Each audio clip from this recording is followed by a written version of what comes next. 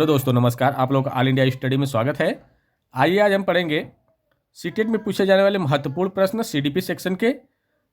अब पेपर सिर्फ 2 दिन बचा हुआ है, तो इस वीडियो को पूरा देखिए। यहाँ से आपको 10 से 15 क्वेश्चन पेपर में फंस जाएंगे, ठीक ना। तो आइए हम प्रश्न नंबर 1 देखते हैं। प्रश्न नंबर 1 है, प्रतिभावान छात्र अपनी क्षमता को कब पहचानते हैं? तो देखिए ऑप्शन नंबर 1 है, जब उन्हें एक दूसरे विद्यार्थियों से अलग रखा जाता है। बी है, जब वे निजी कोचिंग लेते हैं। और सी है, जब समय समय पर उनका परीक्षण किया जाता है। और डी है, जब वे दूसरे विद्यार्थियों से सीखते हैं। तो देखिए, जो प्रतिभावान छात्र होते हैं ना, वह दूसरे विद्यार्थियों से भी सीखते हैं, ठीक ना। तो इसका सही जवाब क्या हो जाएगा? ऑप्शन नंबर डी हो जाएगा। अगला क्वेश्चन देखेंगे, प्रश्न नंबर 2 है, एक अध्यापक का मुख्य दायित्व तो क्या होता है? ऑप्शन नंबर 1, पाठ योजना तैयार करना और उसके अनुसार पढ़ाना। बी है, जितना संभव हो सके गतिविधियां कराना। सी है, कठोर अनुशासन बनाए रखना। और डी है, विद्यार्थियों की विभिन्न अधिगम शैलियों के अनुसार अधिगम के अवसर प्रदान करना।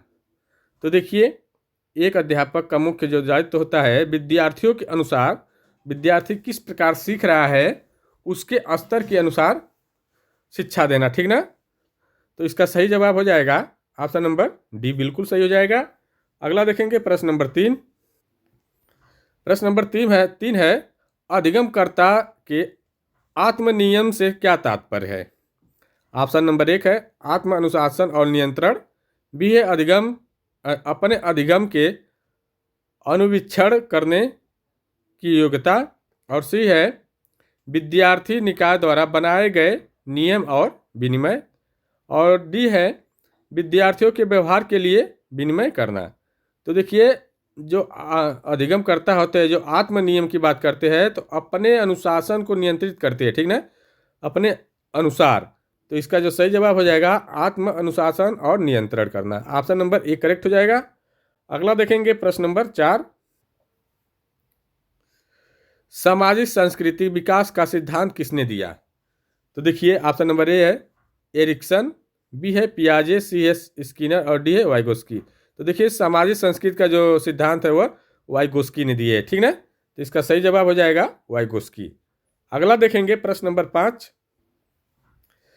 अपने अध्याय को जल्दी पूरा करने के लिए शिक्षक अपनी पसंद के विद्यार्थियों से उत्तरों की अपेक्षा करता है। तो यह है ऑप्शन नंबर 1, उन विद्यार्थियों की पहचान करने के कौशल की आवश्यकता होती है जो प्रायः प्रश्नों के उत्तर दे सके। बी है, पाठ्यक्रम को आगे बढ़ाने के लिए आवश्यक है। सी है, दूसरे विद्यार्थियों को समान अवसर से वंचित करता है। और डी है, उन विद्यार्थियों की सहायता करता है जो रुचि लेते हैं और शिक्षकों के पसंदीदा बन जाते हैं। तो देखिए, कह रहा है कि अपने अध्यायों को जल्दी पूरा करने के लिए शिक्षक अपनी पसंद के विद्यार्थियों को उत्तर की अपेक्षा करता है।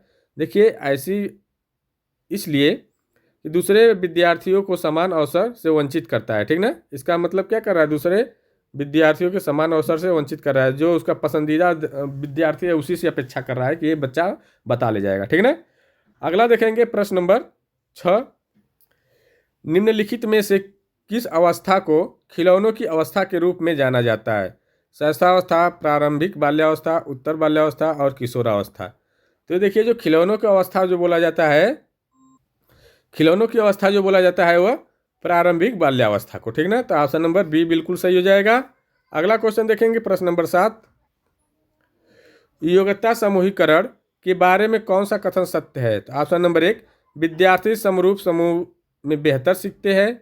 बी है, सुगम एवं प्रभावी शिक्षण के लिए एक कक्षा समरूप होनी चाहिए। और सी है, बच्चे असहिष्णु होते हैं और भेदों को स्वीकार नहीं करते। और डी है, विभिन्न योग्यताओं वाले बच्चों को ग्रहण करने के लिए शिक्षक बहुस्तरीय शिक्षण अपना सकते हैं। तो देखिए, विभिन्न योग्यता वाले जो समूह होते हैं, समूह को ग्रहण करके शिक्षक क्या कर सकते हैं? बहुस्तरीय शिक्षण को क्या करेंगे? अपना सकते हैं, ठीक ना। तो ऑप्शन नंबर डी बिल्कुल करेक्ट हो जाएगा। अगला क्वेश्चन देखेंगे, प्रश्न नंबर 8 है, निम्नलिखित में से कौन सा छोटे शिक्षार्थियों के पढ़ने की कठिनाई का संकेत नहीं है?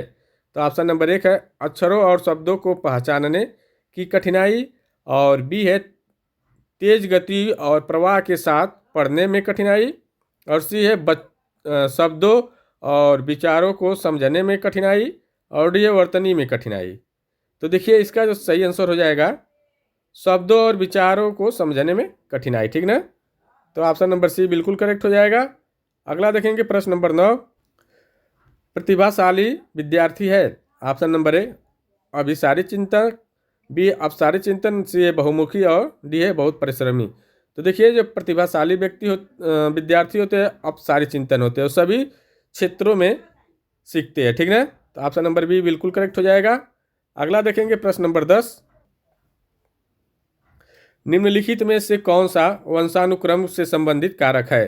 तो ऑप्शन नंबर ए सामाजिक गतिविधियों में भागीदारी, बी है साथी समूह के प्रति दृष्टिकोण, और सी है भाषा, और डी है आंखों का रंग। तो देखिए वंशानुक्रम की बात कर रहा है तो आंखों का रंग भी होता है, तो आंखों का रंग हो जाएगा, ठीक ना। अगला क्वेश्चन देखेंगे, प्रश्न नंबर 11 है, निम्न में से कौन सा बुद्धि के मापन में प्रयोग नहीं किया जा सकता है? तो ऑप्शन नंबर 1 है प्रश्न का उत्तर देने में लगने वाला समय, बी है विद्यार्थियों की अनुकूल क्षमता, और सी है विद्यार्थियों की शिक्षक का ध्यान आकर्षित करने की योग्यता, और डी है पियाजे संबंधित कार्य। तो देखिए करा कि नहीं किया जा सकता है, ठीक ना, मापन में। तो शिक्षार्थियों की शिक्षक का ध्यान आकर्षित करने की योग्यता, इसको अब नहीं, ध्यान कहाँ आकर्षित कर रहा है उसको नहीं नाप सकते, ठीक ना। अगला क्वेश्चन देखेंगे प्रश्न नंबर 12, निम्न में से कौन सा अवलोकन गार्डनर की बहुबुद्धि सिद्धांत का समर्थन करता है? तो ऑप्शन नंबर 1 है मस्तिष्क के एक भाग में हुई क्षति केवल एक योग्यता को प्रभावित करती है, न कि संपूर्ण मस्तिष्क को, बी है बुद्धि विश्लेषण रचनात्मक और व्यवहारात्मक बुद्धियों के बीच अंतःक्रिया, और सी है विभिन्न बुद्धियों अपने स्वरूप के पदानुक्रमात्मक है, और डी है अनुदेशों को तैयार करते समय शिक्षक को शैक्षिक खोज की किसी विशिष्ट सिद्धांत का अनुपालन करना चाहिए। तो देखिए इसका जो सही आंसर हो जाएगा बहुबुद्धि सिद्धांत का जो समर्थन करता है मस्तिष्क के एक भाग में हुई क्षति केवल एक योग्यता को प्रभावित करती है, न कि संपूर्ण मस्तिष्क को, ठीक बात है। तो ऑप्शन नंबर ए करेक्ट हो जाएगा। अगला क्वेश्चन देखेंगे प्रश्न नंबर 13, प्रश्न नंबर 13 है निम्नलिखित में कौन सा कारक बाल केंद्रित शिक्षा का आधार है? तो ऑप्शन नंबर 1 है व्यक्तिगत विभिन्नता, बी है बाल अधिकार, सी है मुक्त एवं अनिवार्य शिक्षा का अधिकार अधिनियम 2009, और डी है सभी बालक सभी से प्रकार समान होते हैं। तो देखिए कह रहा है बाल केंद्रित शिक्षा का अधिकार है तो व्यक्तिगत विभिन्नता है, ठीक ना, सभी बच्चों में अलग अलग विभिन्नता होती है। अगला देखेंगे प्रश्न नंबर 14, निम्नलिखित में से कौन सा ऐसा वातावरणीय कारक नहीं है जो मानव विकास को प्रभावित करता है? कह रहा है कि ऐसा वातावरणीय कारक नहीं है जो मानव विकास को प्रभावित करता है। तो ऑप्शन नंबर ए सांस्कृतिक, बी है शिक्षा की गुणवत्ता, सी है शारीरिक ढांचा, और डी है पोषक की गुणवत्ता। तो वातावरणीय कारक नहीं है, ठीक ना, तो शारीरिक जो ढांचा है वो वातावरणीय कारक नहीं है जो शिक्षा को प्रभावित करता है, ठीक ना। ऑप्शन नंबर सी करेक्ट हो जाएगा। अगला देखेंगे प्रश्न नंबर 15, निम्नलिखित में से कौन सा कथन संज्ञानात्मक विकास का समर्थन करता है? तो ऑप्शन नंबर 1 है ज्ञानात्मक विकास उन गतिविधियों को प्रस्तुत करता है जो पारस्परिक गतिविधियों या विधियों को पुनर्बलित करता है, बी है संज्ञानात्मक विकास उन्नत और विविधतापूर्ण वातावरण प्रदान करता है, सी है संज्ञानात्मक विकास सहयोगात्मक गतिविधियों की तुलना में व्यक्तिगत गतिविधियों पर अधिक ध्यान देता है, और डी है संज्ञानात्मक विकास प्रासंगिक तथा सुनियोजित अभ्यास की अवस्था करवाता है। तो देखिए जो संज्ञानात्मक विकास होता है वह संज्ञानात्मक विकास उन्नति और विविधतापूर्ण वातावरण का समर्थन करता है, ठीक ना। तो ऑप्शन नंबर बी बिल्कुल करेक्ट हो जाएगा।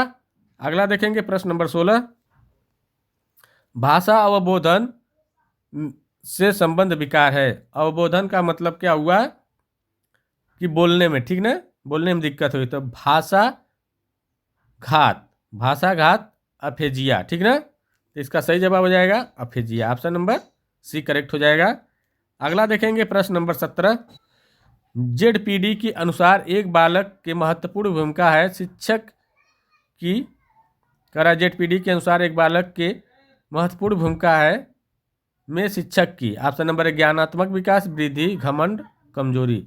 तो देखिए ये जो महत्वपूर्ण भूमिका होती है वो ज्ञानात्मक विकास की होती है, ठीक है। तो ऑप्शन नंबर ये हो जाएगा।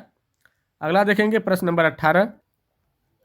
समावेशी शिक्षा का संबंध उन विद्यालयी शिक्षा व्यवस्था से है जो, ऑप्शन नंबर ए, विकलांग बच्चों को शामिल करती है, बी है बच्चों की शारीरिक, बौद्धिक, सामाजिक, भाषाई या अन्य किसी अयोग्यता को अनदेखा करते हुए सभी को शामिल करती है, सी है जो विशिष्ट स्कूलों के माध्यम से विशेष आवश्यकताओं वाले बच्चों की शिक्षा को बढ़ावा देती है।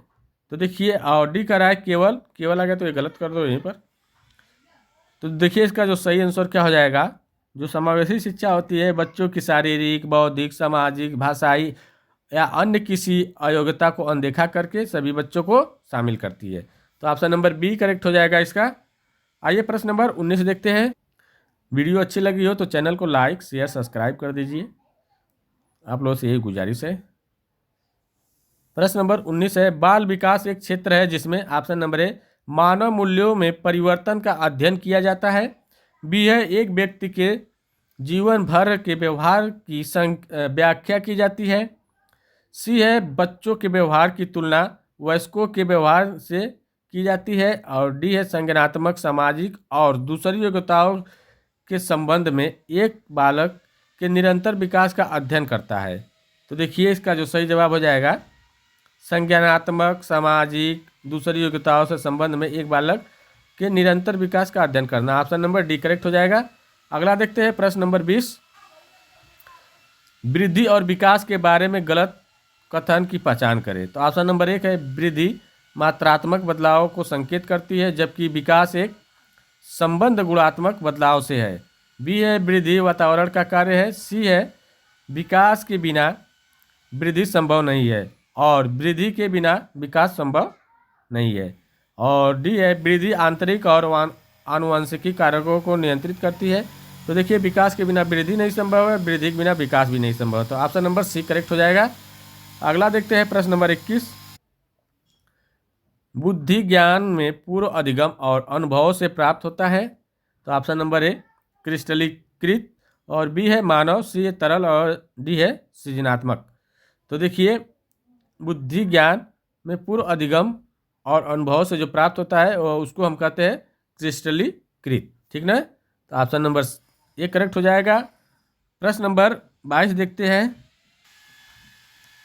विकास की अवस्था में एक बालक आत्म केंद्रित होता है, ऑप्शन नंबर ए शैशव, बी है किशोरावस्था, सी है प्रारंभिक बाल्यावस्था और डी वयस्क अवस्था। कराए विकास की अवस्था में एक बालक आत्म केंद्रित कब होगा वह, बताइए, दूसरों पर निर्भर नहीं रहेगा।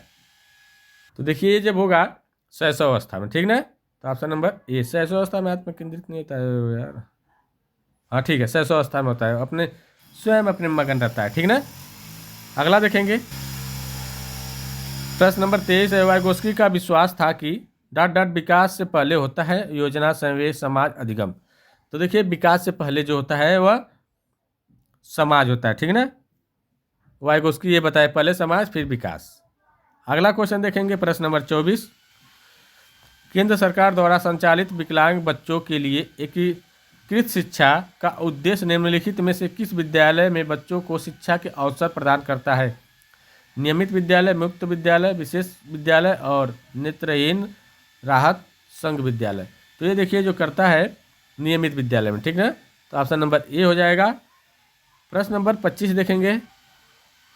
एक जटिल उपकरण के पुर्जों को जोड़ना उदाहरण है बुद्धि का एक, ऑप्शन नंबर ए संगीत, बी है स्थानिक, सी है तर्कशील और डी है भाषिक या भाषाई। तो देखिए जो जटिल उपकरण की बात हो रही है तो ये क्या है, बताइए। स्थानिक की बात हो रही है, ठीक ना। अगला देखेंगे प्रश्न नंबर 26। निम्नलिखित में से कौन सा कारक बालक के विकास को प्रभावित नहीं करता।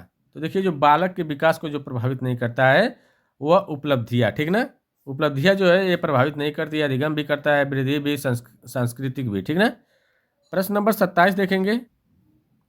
मूल्यांकन का मुख्य उद्देश्य होना चाहिए। ऑप्शन नंबर ए शिक्षार्थियों की त्रुटियां निकालना, बी है शिक्षार्थियों की उपलब्धियां मापना, सी है निर्णय करना कि क्या आप एक विद्यार्थी को अलग कक्षा में प्रोन्नत करना चाहते हैं, और डी है अधिगम की कमियां का पता लगाना और उन्हें दूर करना। तो देखिए, अधिगम की कमियां का पता लगाना और उन्हें दूर करना ही मुख्य उद्देश्य होता है मूल्यांकन का। अगला देखेंगे प्रश्न नंबर 28। एक कक्षा में लिंग भूमिकाओं पर चर्चा में इस बात पर बल देना चाहिए कि ऑप्शन नंबर ए लड़के के लिए शिक्षा अधिक महत्वपूर्ण है क्योंकि वे परिवार के लिए रोजी रोटी कमाते हैं, गलत बात। बी है लिंग आधारित मुद्दों को सावधानी पूर्वक और अर्थपूर्ण ढंग से हल करना चाहिए, तो ये बात बिल्कुल करेक्ट है। अगला देखेंगे प्रश्न नंबर 29। बच्चों के लिए मुक्त एवं अनिवार्य शिक्षा अधिनियम 2009 में अनिवार्य शब्द का अर्थ है। तो ऑप्शन नंबर 1 है दंड से बचने के लिए माता पिता अनिवार्य रूप से बच्चों को स्कूल भेजने के लिए बाध्य है, बी है सतत परीक्षण के माध्यम से अनिवार्य शिक्षा प्रदान की जाएगी, और सी है केंद्र सरकार दाखिले, उपस्थिति और प्रारंभिक शिक्षा की पूर्णता को सुनिश्चित करेगी, और डी है उचित सरकारें उपस्थित और प्रारंभिक शिक्षा को पूर्णतया को सुनिश्चित करेगी। तो देखिए, इसका जो सही जवाब क्या हो जाएगा, उचित सरकारें जो होती है उपस्थित और प्रारंभिक शिक्षा को पूर्णतः सुनिश्चित करेगी। तो ऑप्शन नंबर डी करेक्ट हो गया। प्रश्न नंबर 30 देखते हैं। देखिए, वीडियो अच्छी लगी हो तो चैनल को लाइक शेयर सब्सक्राइब कर दीजिए। लास्ट और अंतिम क्वेश्चन है, एक समावेशी विद्यालय निम्नलिखित में से किस पर विचार नहीं करता। तो ऑप्शन नंबर 1 है क्या हम अधिक योग्य सहायक सामग्री प्रदान करते हैं, बी है वातावरण की योजना बनाने और प्रदान करने के लिए समूह में काम करते हैं, सी है क्या हम बेहतर देखभाल प्रदान करने के लिए विशेष बच्चों को सामान्य बच्चों से अलग करते हैं, और डी है क्या हम विद्यार्थियों की विभिन्न आवश्यकताएं पूरी करने के लिए रणनीति अपनाते हैं। तो देखिए, क्या हम बेहतर देखभाल करने के लिए विशेष बच्चों को सामान्य बच्चों से अलग करते हैं, ये नहीं करता है, ठीक ना। यहाँ नहीं कहा है तो यही बात नहीं करता है। तो देखिए, वीडियो अच्छी लगी हो तो चैनल को लाइक कर दीजिए, शेयर कर दीजिए, सब्सक्राइब कर दीजिए। अब मिलते हैं अगले वीडियो में, तब तक के लिए नमस्कार।